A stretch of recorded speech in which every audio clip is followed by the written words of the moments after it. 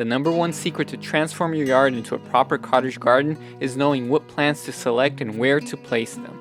This comes with experience, but I'm here to show you some shortcuts and share secrets I've learned in the study of art that can save you a pretty penny and lots of grief when designing your own botanical utopia. I'm Siloe Oliveira, an artist and gardener. In past years, I transmuted a tiny patch of lawn into a hidden jewel, and I'm doing it again at a much larger scale in my new home. Follow this series on garden design for practical tips and theoretical musings to elevate your yard into a garden worthy of dreams.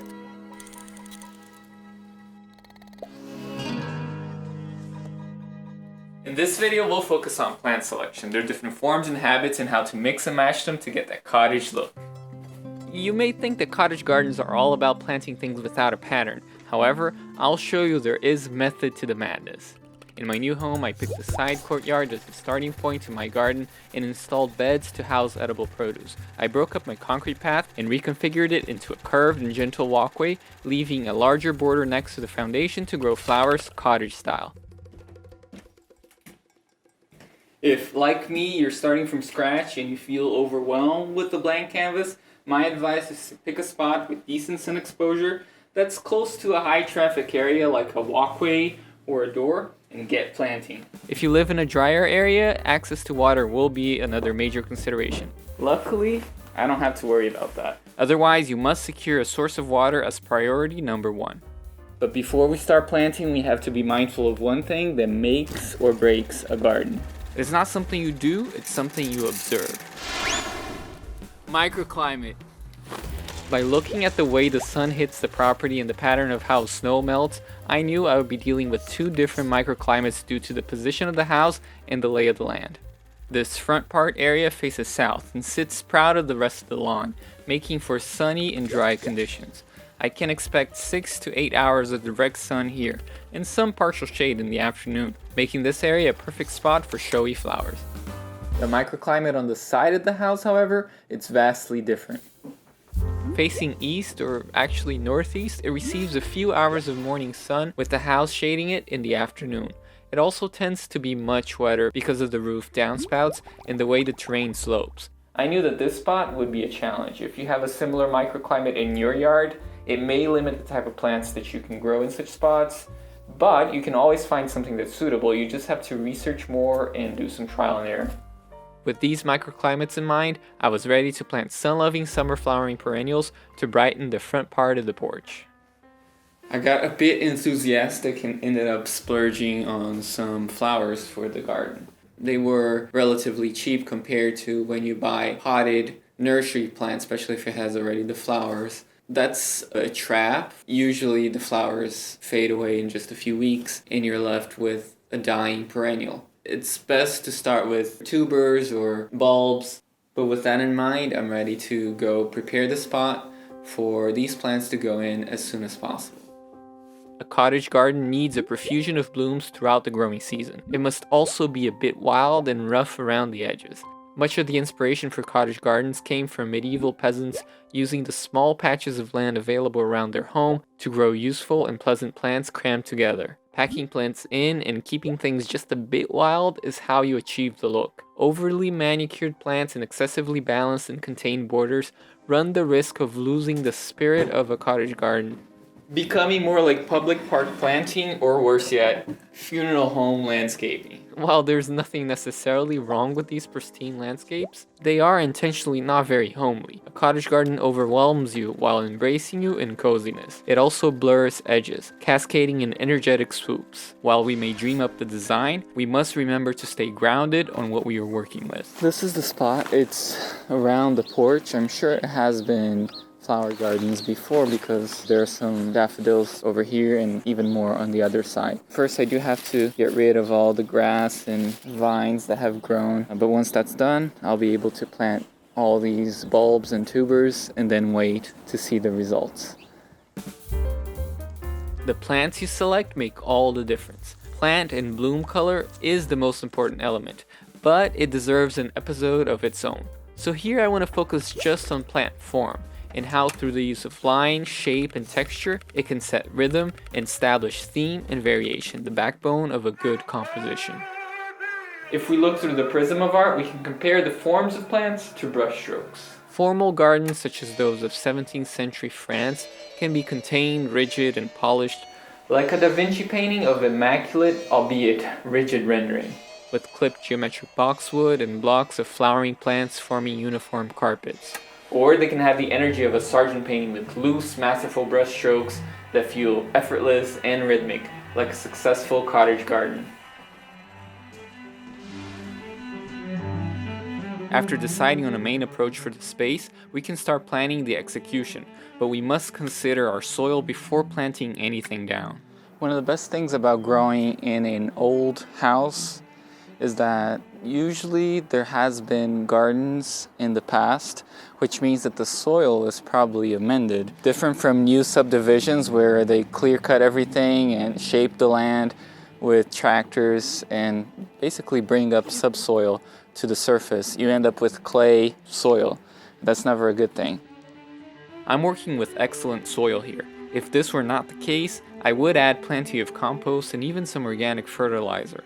With the area ready, I could start designing by choosing which plant forms would make the space sing. To create a cottage garden composition, we can pick plants from 6 main groups based on form.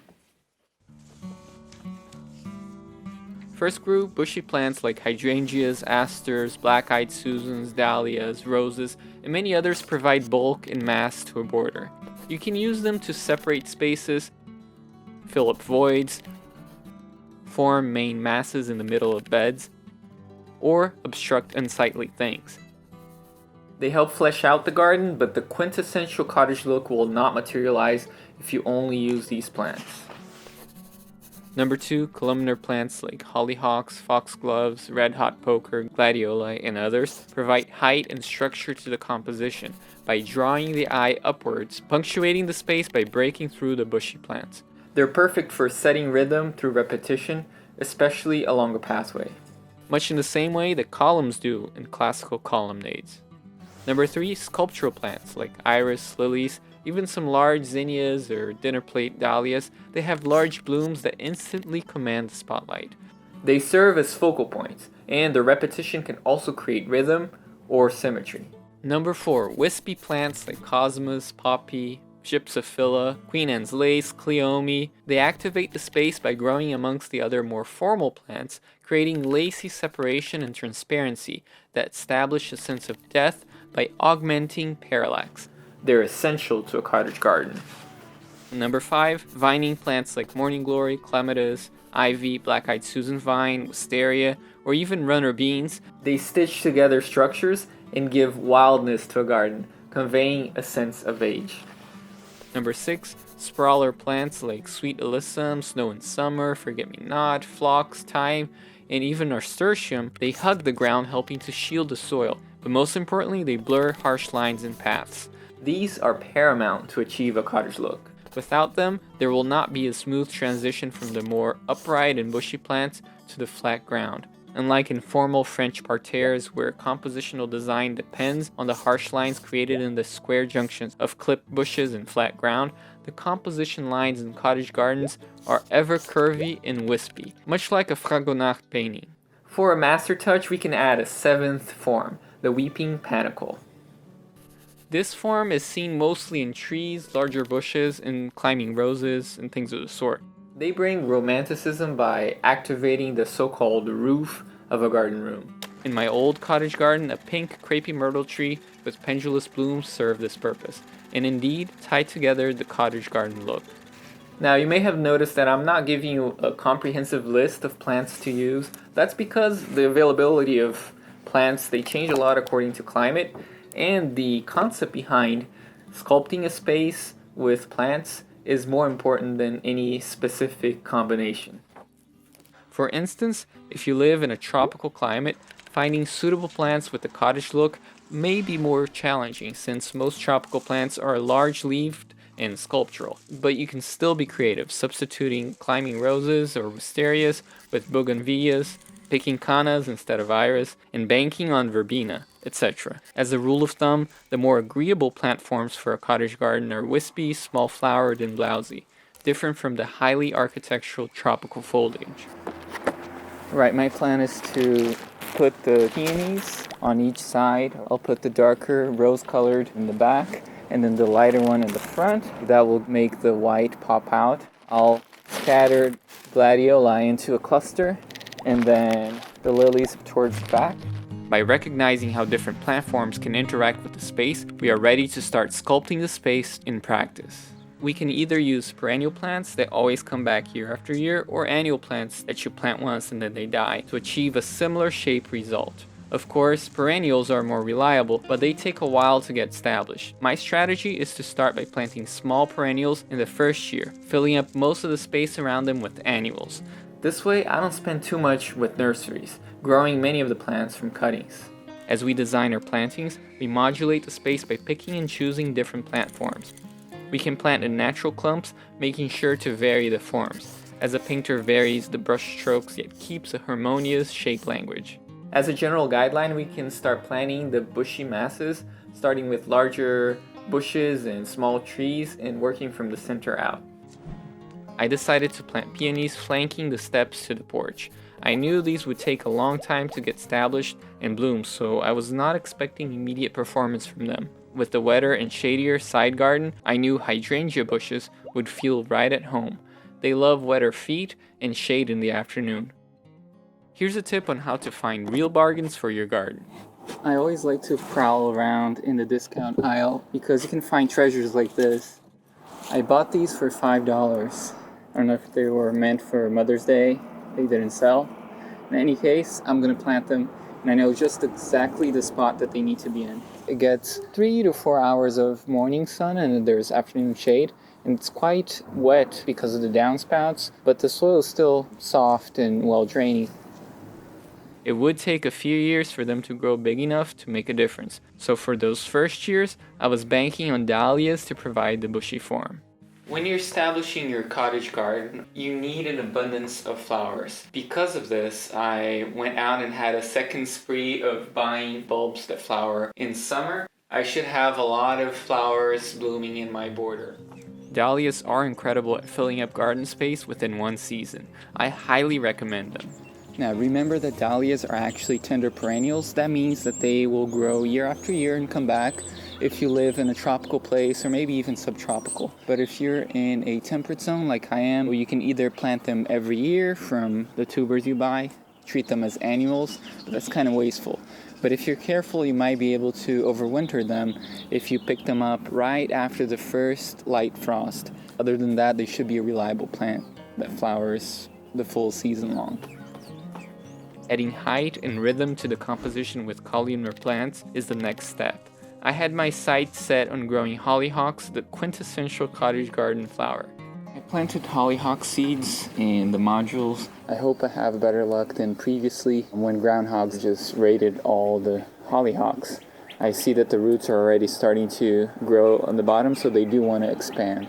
It happens to be a groundhog's favorite food, and is many times afflicted by rust and other diseases, so I wasn't banking on it doing well. As an insurance policy, I planted a large collection of gladioli. They are not as stately as hollyhocks, but are much more reliable. They do have the tendency to topple over from their weight, so I would have to support them somehow in the future.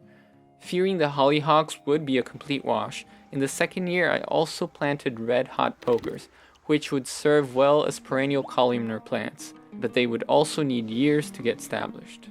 With the bigger masses in place, we can then form clusters of sculptural plants to create focal points. I planted lilies in the corner. The good thing is that these plants are not bothered by groundhogs. As they grow and bloom, their sculptural mass would dominate the space to be appreciated in 3D as you turn the corner. Lilies are one of my favorite plants to grow in the cottage garden. They're very reliable, showy plants, so they're worth the effort. Actually, the only thing you really need to do is plant them, and if you have right soil and right exposure, they will grow. And there is a sign right in this garden that makes me believe this is going to be a good lily growing place. It's right over there. This spot has a native type of daylily that grows here in Maryland. If they grew here and they like the space, that means this is a prime spot to grow lilies, even though they're technically different in species. In the shadier side of the garden, I was still unsure which perennial plants would do best as sculptural plants. I did include a cardoon to test the spot and was later surprised how well it grew there and how beautifully it bloomed. For the first years before the perennial plants got established, I also grew showy annual zinnias here and there. For the wispy plants, I planted annuals like cosmos and poppies. They are especially good at activating the space with their lacy texture. They can be planted at any spot depending on the effect you want from them. I wanted to grow poppies. They can get lost outside, so I decided to use the soil blocks that I've created with my own homemade soil blocker. I happened upon this trick by experimenting with soil blocks I compress out of moist potting soil with the help of a cylinder and a tube. In the middle of other plants, they mix their forms and color to create a diffused effect like an impressionistic painting. If brought to the foreground, they act as lacy dividers, but since they generally lack structure of their own, they may need to be staked. Because of this, they work great growing between garden tutors or fences, as I grew them in the old cottage garden. I also experimented with coreopsis and had some surprises. I can see the first blooming coreopsis here. And my hope is that this wispy plant is just going to start filling up like a lacy texture with very bright blooms. They're a native, so I'm more than glad if they start self-seeding and really make this more of a meadow cottage feel. Vining plants, by their nature, need something to climb onto, so they are perfect for trellises, fences, and other structures. I tried to grow sweet peas from seed, although those proved a bit more tricky than I expected. Black-eyed Susan vines were the other vining plant I grew to climb on the quirky plant towers I had made out of branches to give more structure to the garden. When I planted the Black-eyed Susan vines, I was hoping to get more seedlings to sprout, but only 2 of them did successfully. Since these are growing well now that we're approaching summer, I'm just going to plant them where the sweet peas have basically failed and use that trellis for their advantage. In the future, I plan on adding trellises to the sidewall with vining clematis. They may like the moist soil, but it could be too shady for them. To complete the picture, I planted sweet alyssum and snow in summer as sprawler plants to edge the path. The sweet alyssum especially is a workhorse for the cottage garden since it blooms profusely well into winter. My hope is that the sweet alyssum will grow and cascade into the path, and maybe in summer it will just be sweet alyssum and not even a path. Some carnations raised from seed, more like dianthus in my opinion, also served the sprawler role. These plants are the cherry on top. They elevate any walkway into a veritable garden path. I still have to add a weeping pentacle, like the crepey myrtle in my last garden. Do you have any suggestions where I should place such a plant? All in all, my strategy was to plant some perennials that would take some time to get established while filling the space with annuals. In my experience, a true cottage garden will never be ready in one season, unless you can spend a fortune buying large specimen plants to fill up the space. It takes time. My strategy is also to at first plant a variety of plants all over the place. This polka-dotted approach is in contrast to the ideal naturalistic clumps of similar plants. But it serves a purpose in the first years. I can test out exactly where certain plants do best due to the different microclimates. While we can research about the specific needs of a plant in the abstract, nothing beats actually trying to grow them and observing how they perform. You would be surprised how some plants are much more flexible than others, and how 10 feet can make the world of a difference for a plant.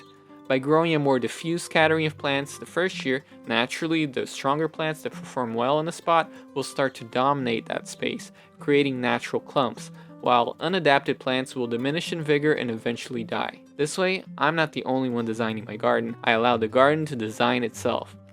Of course, you could plan with paper and pen, but I think that part of the joy of gardening is discovering slowly where things fit. Designing a cottage garden, in my opinion, is more about editing than anything else. It is a back and forth relationship that requires flexibility and trust. As the years pass, you really develop a sense of place because you might get a planting guide that somebody else did based on their situation, but it might not precisely fit your microclimate, your conditions, and your taste. But when we learn to dialogue with nature, beautiful things happen. I hope you've been enjoying this garden design series. If you haven't seen the previous episode on garden structure, I invite you to do so. In future episodes, we'll delve into topics like color, and I'll show you how the space has transformed more and more, as well as share some of the challenges I have faced getting my dream garden started. I may upload some other gardening videos before that, so make sure to enable notifications so you don't miss a future episode. And until then, have fun figuring out how you too can grow your own piece of paradise. If you enjoyed this video and would like to ensure more of them are made, you can purchase art from my Etsy shop or become a patron. This channel just passed the 100,000 subscriber milestone with the last video, and I want to thank every one of you for that. Those who bought art from my Etsy shop or support me through Patreon must also know you are the reason I can keep making videos like this one. Thank you.